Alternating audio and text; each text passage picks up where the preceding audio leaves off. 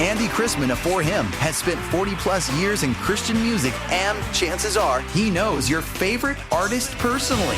Now he's bringing you their stories. I'm Andy Chrisman. In his new podcast, 1 Degree of Andy, he sits down with the voices behind the songs for real, honest, and faith-filled conversations you won't hear anywhere else. That's a great question. If you love Christian music, this is your backstage pass. The 1 Degree of Andy podcast. Listen now to 1 Degree of Andy wherever you get your podcasts.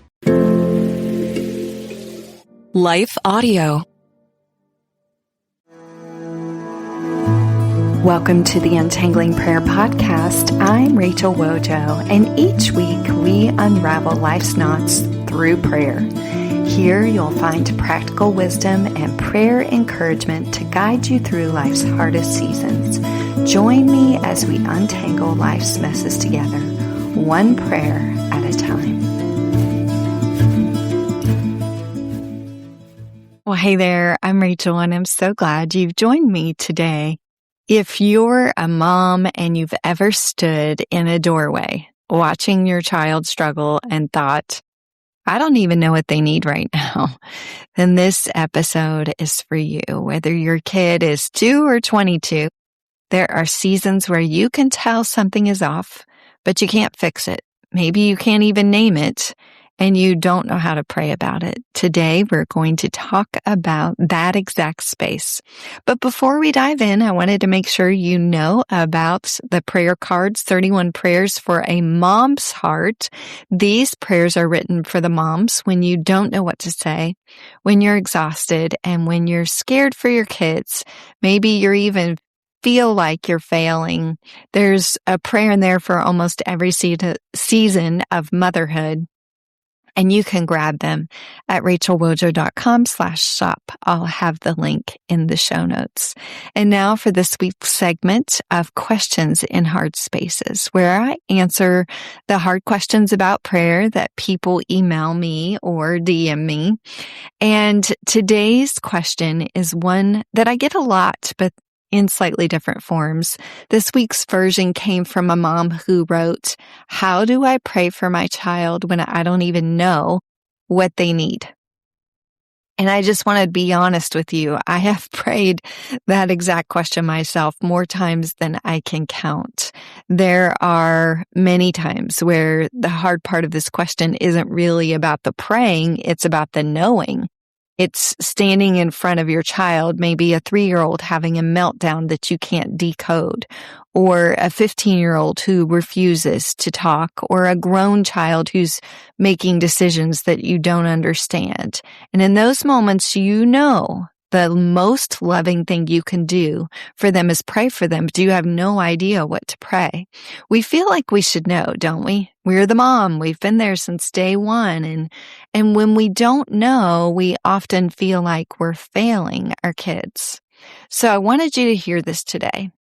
Not knowing what your child needs doesn't disqualify you from praying for them. It actually moves you toward the kind of prayer that's worked for any mother of any child in any generation.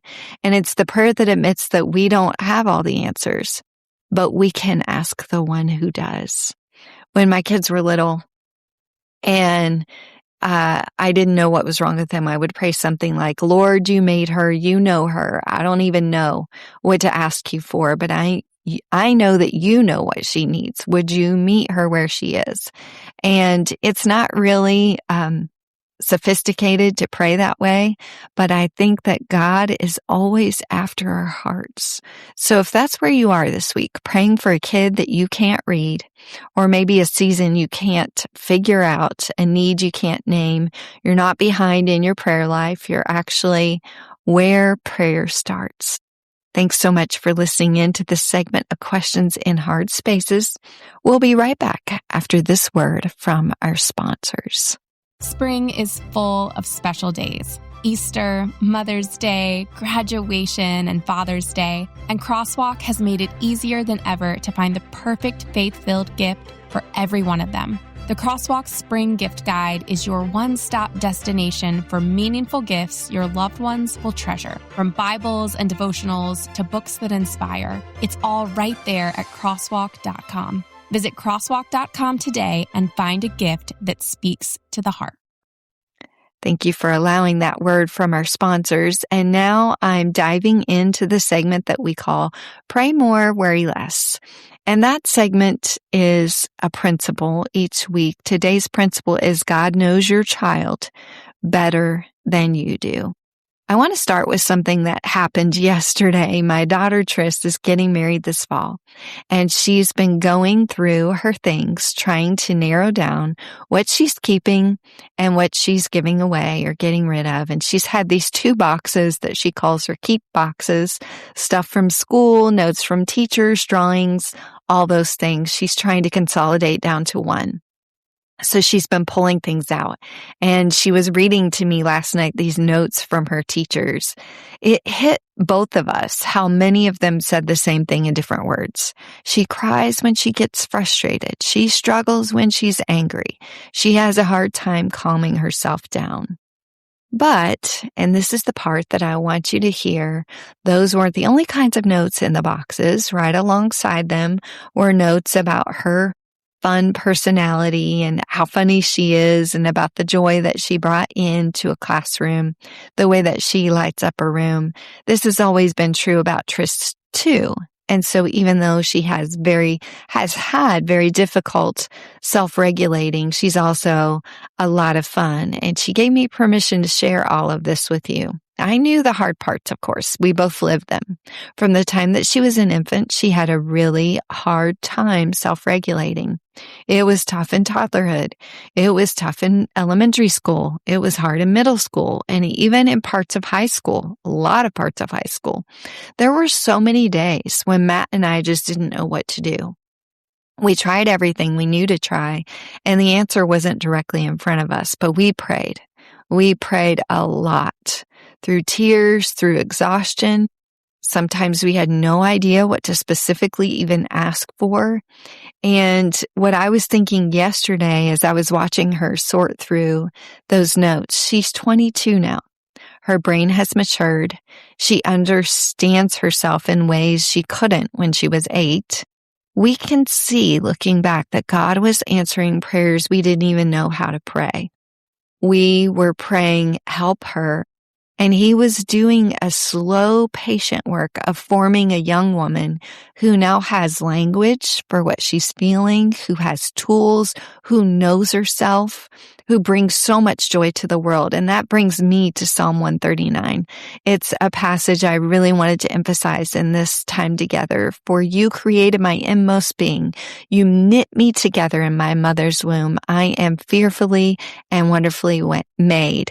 Your works are wonderful. I know that full well. My frame was not hidden from you when I was made in the secret place, when I was woven together in the depths of the earth. Your eyes saw my unformed body. All the days ordained for me are written in your book before one of them came to be. Listen to that last line for a second. All the days ordained for your child were written in God's book before one of them came to be. Every day you didn't know what your child needed, God already knew. He knows. Every season you haven't been able to decode, God knows. The hard stages, the surprising turns, the version of your child that you're wanting to picture but is not there yet, God already sees all of that. And that's why we can pray when we don't even know what to ask for. We're not expected to be the experts on our kids. God is. He knit them together. He knows the wiring of their brain, the shape of their soul, the things they'll grow into, and the things they'll grow out of. And that's where I was thinking about 1 John 5. This is the confidence we have in approaching God, that if we ask anything according to his will, he hears us. And if we know that he hears us, whatever we ask, we know that we have what we have asked of him. So here's where this kind of lands for me. When I don't know how to pray for one of my children, I can pray, Lord, would you do what it is according to your will for them? And I know he hears that prayer every time. I don't have to have the right words. It takes the pressure off of me. I don't even have to know exactly what's wrong. I can just take them to God, who already knows. For our final segment, I wanted to share an answer prayer story like I usually do each week. And because I'm living in the middle of this answer prayer story, when Triss was struggling through those years of trying to figure out how to self-regulate as she was growing up, there was a specific prayer that Matt and I prayed. We prayed that God would bring the right people into her life, friends who would understand her. And eventually, though we barely let ourselves whisper this on some days, a man who would love her and walk her into adulthood. We didn't know what to pray for her relationship specifically. We just had to trust that God knew the shape of who she'd be at 22 or 25 or 30. Fast forward, she's now engaged to an incredible young man. He's kind, he's patient, he sees her clearly and loves her well, and they love each other, and they're getting married this fall. And what really gets me is that God was answering this prayer for years before Noah ever showed up. Before Triss and Noah met, God was forming each one of them. He was forming her into the woman, and he was forming him into the man who would love her well. He was lining up a story that neither of them could have engineered. I prayed prayers I didn't know how to pray, but God answered them in ways that I couldn't have scripted if I tried. So if you're praying for your kids right now and you don't know what to ask for, keep praying. God hears you. He's already at work on an answer you can't see.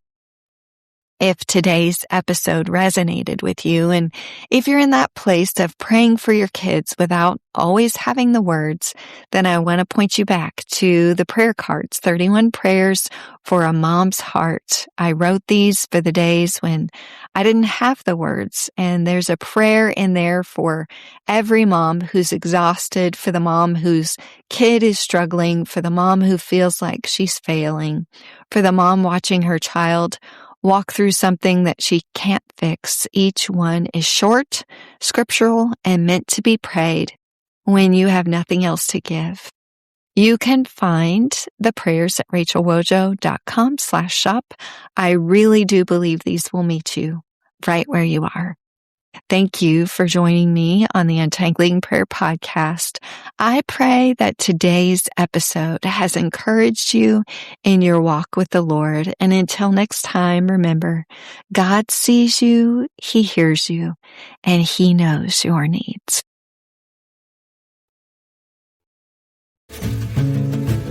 Thanks for joining me on the Untangling Prayer Podcast. If this episode resonated with you, share it with someone who could use a little hope. And be sure to subscribe for more. Until next time, keep seeking, keep trusting, and keep praying.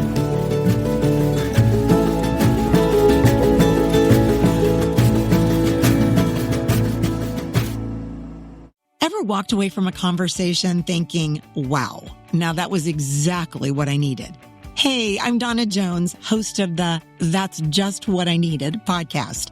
Each week, we have great conversations about life, faith, and how we can know, love, and follow God in our everyday lives. Listen and follow at lifeaudio.com or on your favorite podcast app. Can't wait for you to join me.